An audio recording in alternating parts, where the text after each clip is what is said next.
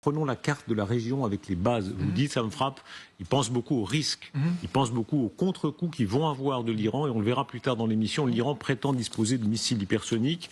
Quels sont les risques de retour, de boomerang qui pèsent sur les Américains?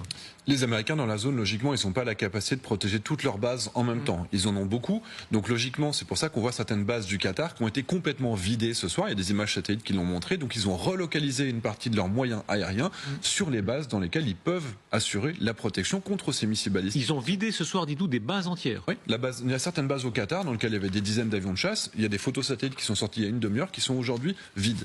Donc ça, maintenant, on sait qu'ils sont en train de se préparer à subir des attaques en relocalisant leurs moyens, pas à proximité des djihadistes qu'ils essaient de taper en Irak, mais là où ils peuvent réellement les protéger. Regardez cet avion. C'est sans doute, si dans les heures, minutes qui suivent, Trump dit allez-y, c'est sans doute cet avion qui sera la pièce maîtresse. Expliquez-nous bien pourquoi. D'abord, c'est votre passion, Xavier Titelman. Regardez, Xavier Titelman, il est gravement atteint de pathologie aérienne parce que son visage s'est illuminé quand on parle d'avion de guerre. Là. Chacun c'est. Oh, c'est un joli B2.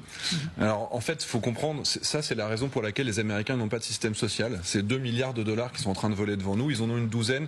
C'est un avion furtif, un bombardier stratégique furtif à très long rayon d'action qui a une capacité d'emport pour lancer des bombes qui peuvent aller jusqu'à 12 tonnes et demie. Ça veut dire qu'il peut survoler un espace sans être détecté, sans avoir même besoin de demander l'autorisation de survol et violer des espaces aériens sans que ceux qui subissent ce viol ne le sachent. Donc il peut voler au-dessus de Oman sans demander, traverser l'Arabie Saoudite, il va aller à la verticale des cibles, plutôt que de devoir lancer des missiles à 300 km de distance, il peut passer à la verticale, balancer une bombe de 12 tonnes qui va s'enfoncer et détonner à 60 mètres de profondeur. Et étant donné les infrastructures profondément enterrées de l'Iran, c'est ça qui est utile. Non, un général disait un jour en Bosnie, nous Américains, nous ne résolvons pas les problèmes, nous les écrasons. En fait, voilà, donnez-moi des cibles et puis on les écrasera. Non, oui, les Américains. C'est ça, la force. Moi, je suis fasciné par ça. On voit à quel point c'est pas une logique calibrée. Ils sont très il veut l'être pas à une fois, 2 fois plus fort. Il veut être 100 fois définitivement. 100 fois. Oui, il faut écraser. Il faut le rapport de force soit écrasant. Et les Américains sont pour le coup très méthodiques. Donc, avant de commencer une opération, ils réunissent les moyens qui permettent effectivement d'écraser l'ennemi. Ils font pas des comme nous, par exemple, l'opération Serval au Mali qui s'est déclenchée en quelques heures. Eux ne sont pas capables de le faire. Eux, ils auraient réuni tout un tas de moyens avant de s'engager. C'est ce qu'ils sont en train de faire. Mais généralement, c'est quand même un peu un indice qu'ils ont l'intention de s'en servir. Oui. C'est ça. Et ce soir, Trump formule de manière explicite ce qu'il appelle un ultimatum, c'est-à-dire soit l'Iran accepte une capitulation complète, soit ce sont les bombardements. 2 mots très simples. Une reddition sans condition. Soyons clairs, j'en ai assez. J'abandonne. Ça suffit. Ou alors nous allons faire exploser tout le matériel nucléaire présent là-bas. Ils ont toujours eu de mauvaises intentions. Ça fait 40 ans qu'ils disent mort aux États-Unis, mort à Israël, et mort à tous ceux qu'ils n'aiment pas. Ils sont comme des brutes, comme des harceleurs à l'école. On verra ce qui va se passer. Beaucoup de choses peuvent arriver. Une guerre, c'est complexe. Rien n'est jamais complètement terminé. Voilà, capitulation complète, reddition sans condition. Et il y a des actions, pour ainsi dire, préparatoires. L'armée israélienne a bombardé des centrifugeuses, le site de production de centrifugeuses de plusieurs installations de fabrication d'armes, notamment dans la région de Téhéran. Regardez cette modélisation qui est faite par l'armée israélienne, publiée aujourd'hui. Xavier Titelman, qu'est-ce qu'on y voit très exactement ? Alors là, pour l'instant, c'est juste des bâtiments vus de haut, mais d'après l'armée israélienne, c'est là qu'on produirait une partie des centrifugeuses qui sont ensuite utilisées pour justement concentrer l'uranium pour atteindre des niveaux d'enrichissement qui permettent de produire des bombes atomiques derrière. On est à plus de 2200 km, si je dis pas de bêtises, depuis la frontière israélienne. Ça veut dire nécessairement que soit vous avez des avions comme les F-15 qui vont larguer une partie de ce qu'on appelle des réservoirs largables, et on a vu en Syrie ces réservoirs largables qui étaient récupérés au sol par des gens qui essayent de siphonner ce qui reste de carburant à l'intérieur. C'est-à-dire qu'encore aujourd'hui, ils ont la capacité de faire des allers-retours sans avoir besoin de leur propre ravitailleur. Ils vont très loin, ils lancent des missiles qui vont aller à 300 km de portée, et ensuite ils font l'aller-retour dans l'autre sens. Ils n'ont pas besoin de ravitailleur pour faire cet aller-retour ? 2200 km plus 300 km de portée pour les missiles de croisière, donc 2005 pour le F-35. Pour le F-15I avec 3 non, pour le F-15, même le F-16 d'ailleurs. Ils peuvent s'en passer, mais les F-35, ils ont forcément besoin de ravitailleurs. F-35, oui, mais c'est pour ça que je dis les F-15 sont ceux qui ont la plus longue allonge opérationnelle. Oui. Et ils portent beaucoup plus. Les F-15, c'est vraiment le cœur du système. C'est ceux qui portent le plus de munitions, c'est les plus gros frappeurs. Le camion à bombe. Mais quelle est la capacité de contre-feu des Iraniens avec cette menace qui a été, d'après l'Iran, mise à exécution? L'Iran aurait tiré des missiles hypersoniques contre Israël selon la télévision d'État. Les gardiens de la révolution affirment que l'Iran a tiré un missile hypersonique vers Israël. Ce projectile appelé Fatah a été déjà utilisé lors de l'attaque de l'Iran sur Israël en 2024. Au cœur d'une salve de 180 missiles, il suit une trajectoire en forme d'arc dont le nom signifie victorieux. On va entrer dans la technique avec Titelman. Alors, en fait, il y a plusieurs avantages par rapport aux autres missiles traditionnels, comme par exemple le Shahab 3 dont on a beaucoup parlé. C'est que le Shahab 3, par exemple, il est à propergol liquide. C'est-à-dire qu'en gros, il faut pendant des heures charger de l'hydrogène, des trucs très froids qui permettent accessoirement de détecter qu'on est en train de préparer un tir. Et donc, ça laisse parfois le temps à des missiles de détruire le site de lancement. Là, par contre, on claque du doigt. 2 minutes après, le missile, il est parti. Et donc, ça permet à des lanceurs de se cacher, de sortir, de tirer et de se cacher. Ensuite, l'Iran possède combien? Très peu, parce qu'il est rentré en opération, on dit en 2022, et ils en produiraient 1 à 2 par mois seulement.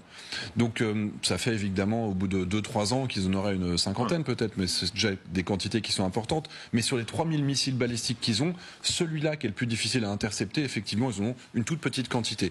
Et a priori, ils ne l'avaient pas utilisé jusqu'à maintenant, mais on voit des salves annoncées qui sont très supérieures aux salves qu'on observe réellement sur le terrain. C'est-à-dire que ce qui arrive aujourd'hui jusqu'à Israël est de moins en moins nombreux. Et effectivement, s'ils avaient tiré ces missiles en même temps que les Shahab 3 au début, ça aurait probablement contribué dans cette saturation à avoir plus de missiles qui passaient.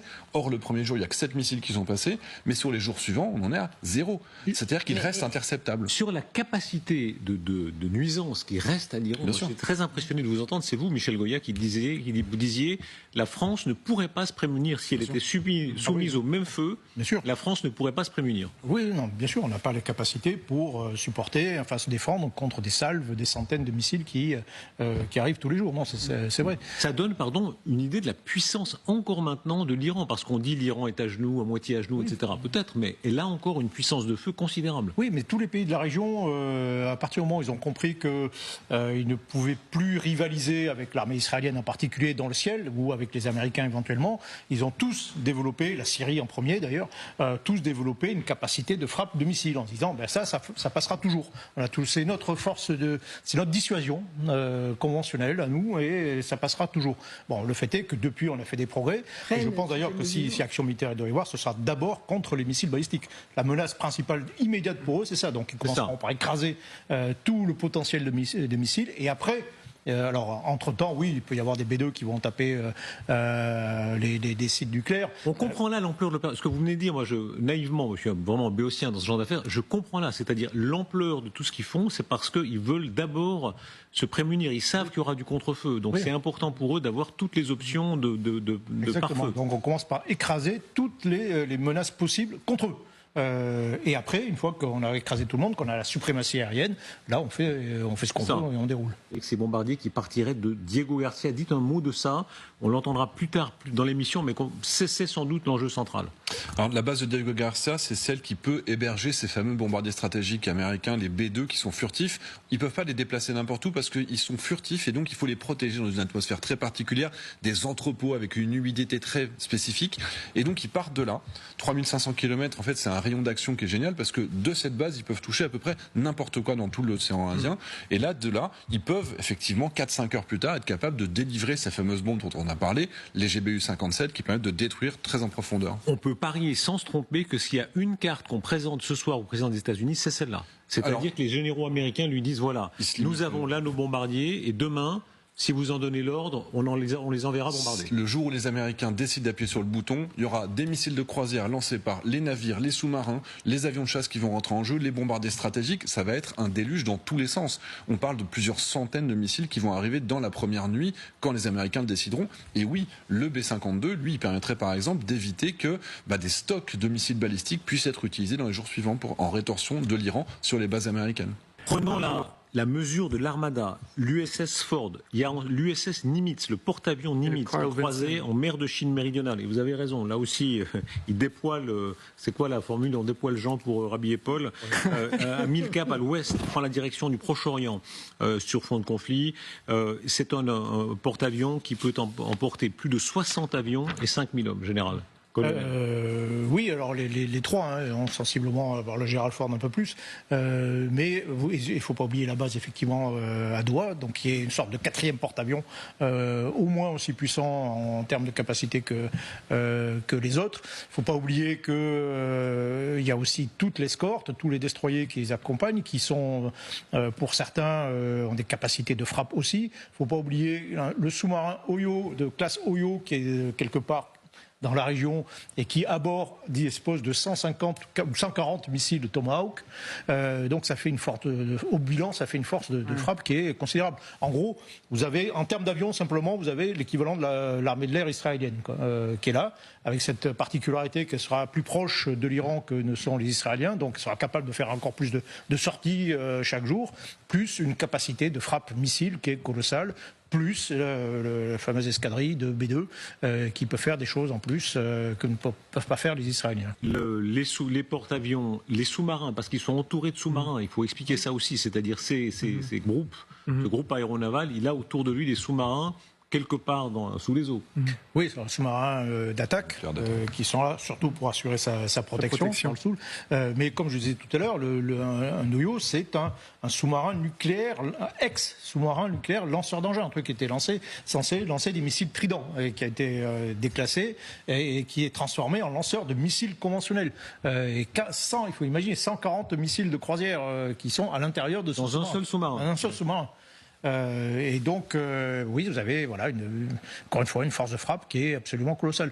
Je veux préciser qu'il n'y a pas non plus il n'y a pas de force terrestre dans toute cette affaire. Il n'y a aucunement question sauf peut-être par des raids, des opérations de forces spéciales, de mettre le pied sur le sol iranien. Le dispositif aéronaval et le dispositif aérien. Regardez ces images qui sont extrêmement impressionnantes parce que on voit sa quantité. Ce sont les avions ravitailleurs qui partent des États-Unis et ceux qui arrivent en direction du Proche-Orient. Expliquez-nous bien cette carte, Gabriel Titelman, parce que ça fait 2 jours maintenant que c'est en train de continuer et le flux continue. Alors, c'est les appareils qui sont suivis puisque c'est les avions de ligne qui ont été transformés pour être des ravitailleurs. C'est-à-dire qu'ils ont des centaines de tonnes de carburant qui vont être à bord pour certains d'entre eux. 2 modèles, KC-46 étant le plus moderne, c'est des avions Boeing, en gros, grosso modo. Pourquoi aller les chercher jusqu'aux États-Unis? Ils n'en ont pas assez en Europe et au Proche-Orient? Non, justement, ils ont une force déployée qui correspond aux besoins locaux temporaires de l'armée de l'air américaine sur le théâtre et éventuellement de soutenir leurs alliés. Mais s'ils doivent conduire des opérations de grande envergure avec toute leur flotte aérienne de toute la zone, plus leur porte-avions, plus tout ce qu'ils sont en train de ramener, parce qu'il y a aussi des avions de chasse. Il y a des F-22 Raptor qui sont en train de traverser l'Atlantique. Il y a plein d'avions de chasse qui avaient aussi passé l'Atlantique la semaine dernière, parce qu'il y avait un exercice en Europe qui s'appelle Atlantique Trident. Donc l'accumulation de tous les avions de chasse, ils ont besoin effectivement de ravitailleurs s'ils doivent faire des missions à longue distance. On va tout de suite se rendre à Washington, Hélène Bonnet. C'est un moment très important dans cette montée vers la guerre. Je le redonne la nouvelle que le Wall Street Journal communique. Le président des États-Unis aurait déclaré à ses conseillers qu'il approuve les plans d'attaque contre l'Iran, Hélène Bonnet. Oui, information donnée par le Wall Street Journal qui cite des sources proches des délibérations. Cette conversation privée aurait eu lieu hier soir, mais tout en approuvant ces plans, pour l'instant, Donald Trump aurait suspendu l'ordre final et c'est ce qu'il a finalement expliqué aujourd'hui à plusieurs reprises. C'est que Donald Trump a dit qu'il mettait à nouveau cet ultimatum face aux Iraniens, des Iraniens à qui il a dit qu'il est un petit peu tard pour négocier et puis tout en disant ça, il semblait leur mettre la pression et laisser encore un tout petit peu la porte ouverte. Il a dit qu'il n'avait toujours pas pris sa décision, qu'il la prendrait sans doute au dernier moment. On sait effectivement qu'il a été briefé sur les plans possibles, les options militaires qui s'offrent à lui et il serait en train en ce moment même, d'après la chaîne NBC, d'en discuter avec ses conseillers dans la Situation Room. C'est une nouvelle réunion de sécurité qui est en train de se dérouler à la Maison-Blanche en ce moment. On a l'impression, quand on se rappelle des crises précédentes contre Milosevic, contre Saddam Hussein, que souvent ce scénario s'est répété où on fait presque semblant de vouloir faire céder une partie qui ne cédera pas. On imagine mal le pouvoir iranien, la République islamique, de céder entièrement. C'est quoi une reddition totale? Peu probable. Renoncer à 15 ans d'efforts dans le nucléaire qui apparaît comme leur seul objectif politique, ça paraît compliqué, mais maintenant s'ils veulent survivre, peut-être que c'est leur seule solution. Maintenant, ce qu'il faut comprendre, c'est les solutions.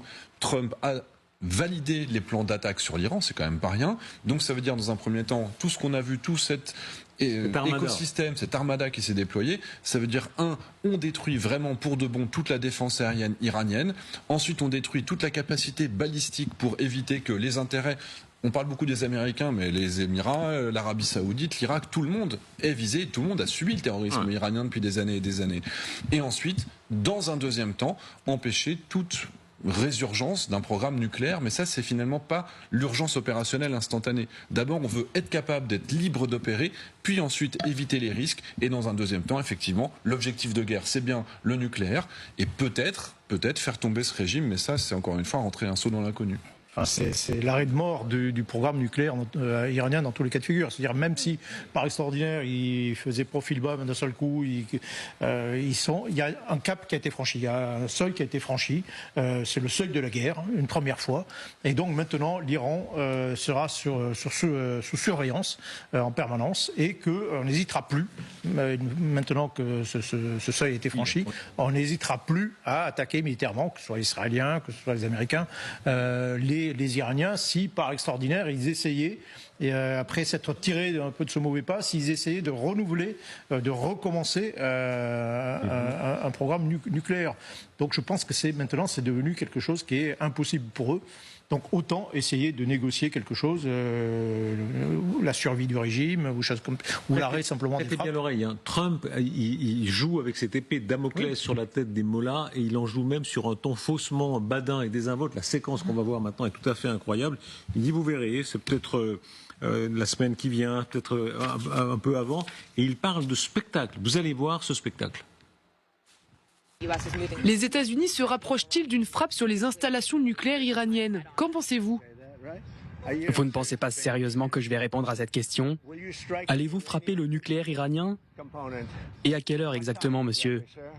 Monsieur, allez-vous les frapper? Et pourriez-vous nous en informer afin que nous puissions être là et regarder? Je vais vous dire, vous ne savez pas si je vais le faire. Je peux le faire, je peux ne pas le faire. Personne ne sait ce que je vais faire. Je peux vous dire que l'Iran a beaucoup de soucis.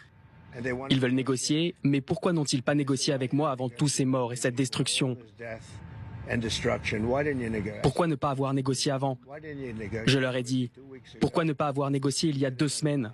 Vous auriez pu vous en sortir. Le plan principal, sans doute, est de frapper la montagne de Fordo, là où se trouvent les sites nucléaires les plus enfouis. C'est CBS qui le déclare en citant un certain nombre de sources proches du dossier. À une quarantaine de kilomètres de la ville de Qom, au sud de Téhéran. C'est le 2e site d'enrichissement d'uranium du pays, cible stratégique. Expliquez-nous bien, s'il vous plaît, Xavier Titelman, ce que représente ce site, cet énorme bâtiment de 5500 km², l'entrée des tunnels et quelque part sous la montagne, les centrifugeuses.